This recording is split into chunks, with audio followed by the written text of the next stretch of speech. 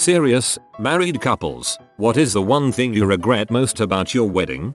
A receiving line. We put my mother-in-law in charge of everything because we were getting married in my husband's hometown, but we were in school in a different state. She wanted a receiving line and we didn't fight her on it. Turns out she invited the entire city. We didn't get to eat the catered food, didn't get to dance, didn't even get to cut our cake. They started serving and eating our cake because we were stuck in the foyer of the reception hall shaking hands with hundreds of people we didn't know and would never meet again. I cannot stress enough, just don't do a receiving line. Focusing way too much on small details. Nobody cares what color the napkins are. It was my wedding and I don't remember what freaking color they were. Get napkins. Move on. No need to stress about that stuff. I remember early in the process telling my wife to be that if anyone is talking about the chair covers, napkins or plates after the wedding, then the wedding must have sucked. Relax.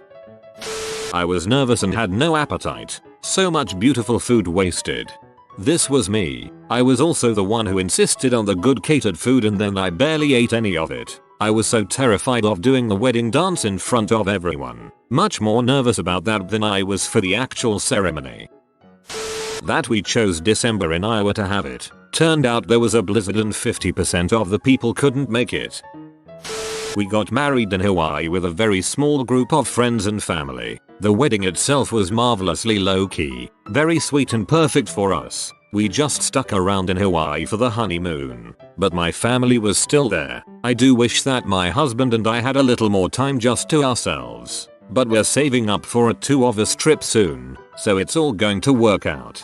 I always wondered why destination wedding couples want people there during their honeymoon. I didn't realize I was wearing my hair ties on my wrists until the pictures came back.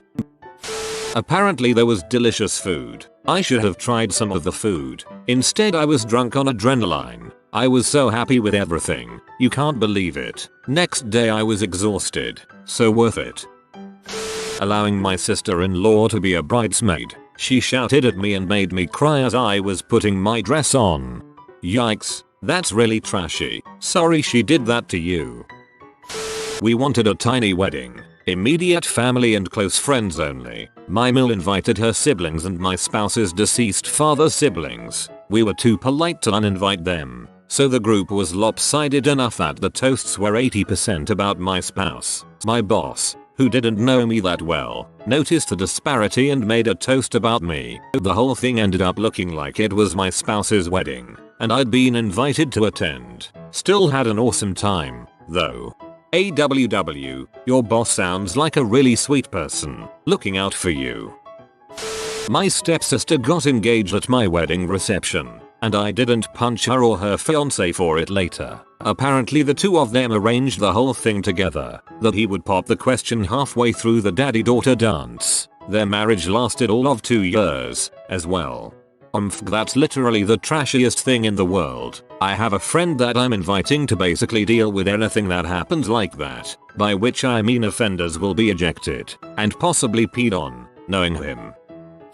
Buying the suit I wore. As a groom I rented and nothing fit right. All of my pictures showed. As much as my wife spent on her dress I could have spent the $500 to buy the perfect fitting suit. Really short-sighted on my part.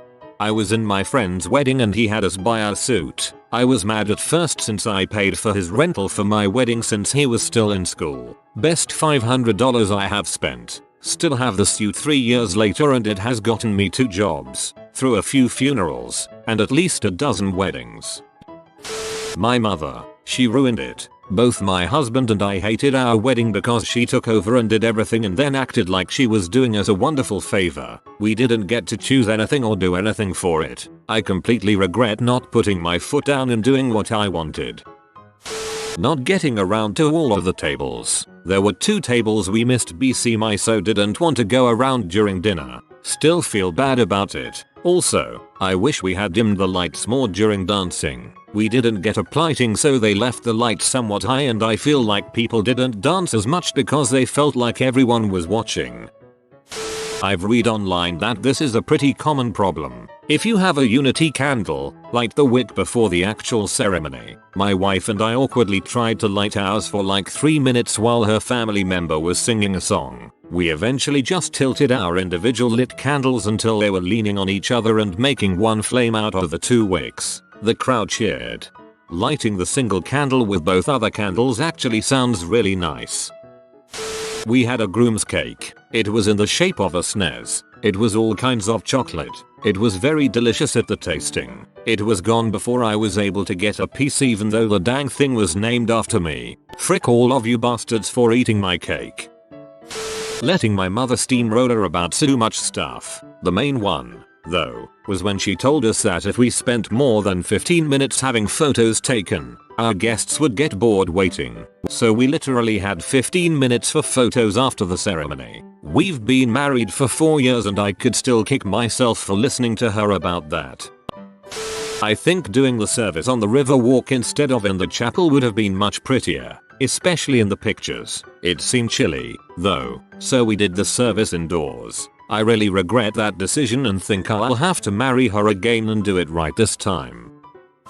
Inviting a certain family member. My mother died a few weeks before the wedding. We'd moved it as close as we could, and with the stress of her being ill I couldn't cope with my grandmother moaning that we hadn't invited these family members. Well, they showed up. After handing the RSVP to me at my mother's funeral while they were loading the coffin into the hearse, they ate food from everyone else's plates, sit-down dinner, and they minneswept the food of people they'd never met before. Took and ate an entire tear of wedding cake and then kept getting the DJ to play naff love songs dedicated to each other rather than the playlist we'd requested. It wasn't the worst behavior I'd ever seen from them at a wedding, but it was definitely the worst behavior at my wedding.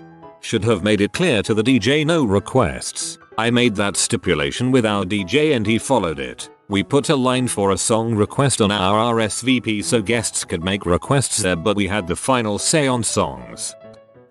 We eloped in Hawaii. An unlimited amount of people were able to watch through a webcam and I still get compliments on it many years later. It also saved us a ton of money, headaches and arguments. This came after 2 months of planning a real wedding and saying frick it, there's gotta be a better way. I think I would have done my hair a little different, and I wouldn't have vetoed the Hawaiian shirt he wanted instead of the button-up we went with. But that's about it. Not banning cell phones from the ceremony. I only had 30 guests, but every pic of us at the altar has a cell phone in the air. I paid for professional pictures. I will send you some of you ask. Don't ruin all my pics with your stupid iPhone. Yikes, I've heard this one a lot actually. Even worse, actually, is the people who have those red-orange light rangefinder red dye reduction lights. The phones can be edited a bit, dimmed down, cropping tricks, but that slow fade from good color to washed out red makes an image completely worthless. My regret is not taking the time out to enjoy myself. Both my wife and I spent a lot of time going around and talking to people, making sure we got through everyone and not missing anyone out, and doing things to make sure everyone felt included. Since then, we've found out that everyone was super happy and we didn't need to spend that time seemingly appeasing everybody. We both regret not taking a bit of time out and just enjoying ourselves with our immediate friends. We're desperate to go to another wedding at the same venue as guests, so we can get the experience we created for ours. The fact that my parents cancelled their lifetime goal of a trip to Scotland to be there. They didn't tell us until afterwards and we felt so guilty. The worst part? Shortly after that my mom was diagnosed with Parkinson's. It has progressed very quickly and now they will never be able to go. My birthday is Halloween and our wedding date is mid-November. We went to Vegas and stayed at the Mandalay Bay Hotel for my Halloween birthday and blow off some pre-wedding steam. We got way too drunk and ending up getting married early. We got married at the Mandalay Bay Hotel and got free tickets to the Shark Tank there. There is a picture of us, completed wasted, in a Halloween costume, holding up our marriage certificate with a shark behind us. Cost $150. We vow to never tell a soul. That picture and our real marriage certificate is hidden in a picture frame behind our fake certificate and picture. Our November wedding was a mess. People were getting drunk, making remarks about how I was going to get laid that night. My mother-in-law was my mother-in-law and embarrassed the heck out of us. My nephew was barely a year old and walking like a drunk. We were pulled apart from each other the whole day. Half of those dingbats left after we served cake. One woman was digging for gold in her nose when we said our vows. Cost $5,000 plus. You don't have to go out all 9 yards for these people. It is your day. Remember it. If you want to get drunk, get married in Mandalay Bay, and see some sharks, you do you. Who cares if your great aunt Kathy wants a family event with everyone with rose gold colors? Great aunt Kathy isn't getting married, you are. If you want sharks, go get sharks. If it's a decent sized wedding, it's very hard to spend enough time with your valued guests. Make sure to at least say something to convey your heartfelt appreciation of them for enjoying that special day with you, especially if any of them traveled to attend. We had a pretty small wedding, less than 50 guests, just family and very close friends, and didn't go crayon spending. The only regret I have is that I did not eat more at the reception, and barely got any of my cake. By the time we got to the hotel that night we were both starving. That was my wife. We ended up ordering her a pizza up to our room after it all. I wish we had just eloped and did it in Vegas. Both my parents and my mill acted like asses. We had a very small wedding and the reception at my parents' house, but my mom insisted on putting the food in the basement. I still have no idea why, and my mill was hysterical because she had to drive our car to her hotel. It was 8 miles away. We are about to celebrate our 21st anniversary. We got some letter blocks, beads, and pipe cleaner so people could put their name on their glass stemware if they wanted to. Then we forgot about it and they didn't get used. From time to time I see the bags of letters and think we should have a drunken party. Why not put them to good use? I planned our wedding in Boston from Atlanta, so I relied heavily on recommendations from friends, etc. for vendors. The one thing I regret was finding the photographer online versus getting a recommendation. 95% of our photos were pretty awful and took about 6 months to get because the photographer was going through major life-altering events you wouldn't understand, so yeah. My husband still grumbles about it to this day, 9 years later, but I see his point. That we didn't specifically say no children on the invite. We didn't know anyone with kids, so it seemed like a given. Mom though, invited her neighbor's son, who neither I nor the groom had ever met, and he brought his 2-year-old twins, who screamed through the entire ceremony. Don't make this mistake, folks. Other mistake to not make: letting your mother invite people to your wedding. Inviting my father. He showed up late and missed our arrival. As he consumed more alcohol, he proceeded to bring up old family crap in front of other people, which was not appropriate and made them feel awkward. To finish the night, he got absolutely hammered and lost his balance while dancing and fell over on the bridegroom table. He destroyed our unity candles among other items. Total horror show. 1. Not hitting my weight loss goal. 2. Since my wife and I got married on the cheap, we tried to invite as few people as possible. Looking back, I wish we had invited a few other extended family members. The original venue we picked was destroyed by a hurricane a few days before the wedding was supposed to happen. 5 years later we haven't gotten any of that money back, so yeah, I regret choosing them pretty bad. I forgot about how we would get back to our hotel after the wedding. Completely slipped my mind, so we had to get a lift with a few family friends. Only regret in an absolutely amazing day. About the wedding, not a dang thing. My husband's mom kept trying to push me into having a big wedding in a fancy venue with hundreds of people, and just the thought of it was stressing me out until I said, frick it. I ended up having a tiny ceremony in a friend's backyard. We had a potluck dinner, lots of beer, only like 25 people were there. It was perfect. The honeymoon, however, on our way to Florida, a big chunk of scrap metal flew off a semi-truck in front of us and went under the car. It tore up the transmission, the oil pan, the axle. The whole underside of the car was shredded. We ended up having to change half our plans, spend tons of money on car repairs and rental cars, and it was an unmitigated disaster, so that I would change. That's both terrifying and sad. I'm glad you were both okay enough to be able to change those plans. Allowing my husband to bully me into having his ex-girlfriend as a bridesmaid. They hooked up within 2 weeks after the wedding. He is an ex-husband now and she is on her 4th husband. To save money, we had friends do everything. The string quartet, the flowers, the officiant, the videography and photography. Everything was awesome, except the photography. He was my friend's dad, a successful dermatologist and amateur photographer. Anyhow, this was the early days of Photoshop and a hard drive crash wiped him out. I'm not mad 15 years later, but he was so embarrassed, he never spoke with me again. Yep, I had a friend do my photos, and ended up with maybe 5 photos that I actually like from my wedding. Dang near everything but the pictures is temporary. Spend your money on the things that are permanent. I wish we would have given ourselves a bigger photography budget. I also wish I would have followed my heart and gone with a way cooler, less traditional dress.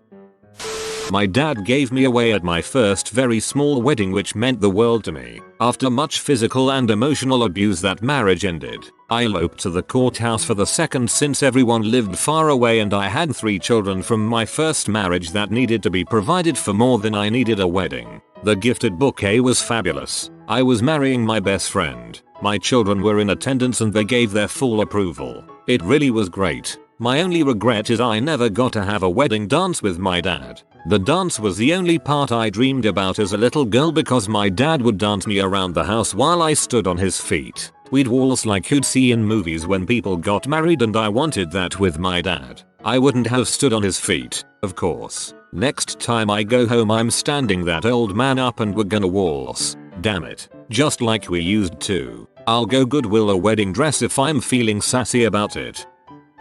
2 things. I got married in a hotel. The stereo that was to play our aisle music was quiet. I didn't realize how quiet until my wife walked down the aisle to near silence. I could have called her to ask to bring our louder stereo, but I was too paranoid about it being bad luck to see or speak to each other on the morning of the wedding. The second was that the hotel provided a lovely chocolate fountain. I forgot we had it until the day after, so didn't even try it. 2 very minor issues that didn't really spoil the perfect day. My wife regrets not getting a videographer to capture some of the moments, and I regret trying to pull off a gag when I did the garter throw. It took too long and she got kind of embarrassed by it.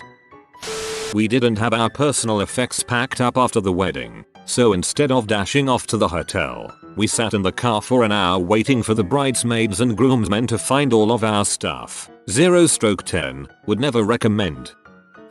Having a ceremony. My mill invited so many people that my so and I had never met and have never seen again, and my Phil did a surprise champagne toast that caused the amount of the wedding to go up because he wanted to be the center of attention. It also caused family drama on my side since I didn't want to invite my cousin and her ill-behaved children who everyone called scum, but then shame on me for not wanting them there. Having a wedding taught me that, despite everyone telling you it's about you, it's not about you. If we ever had to do it again, we'd just go to the courthouse and call it done.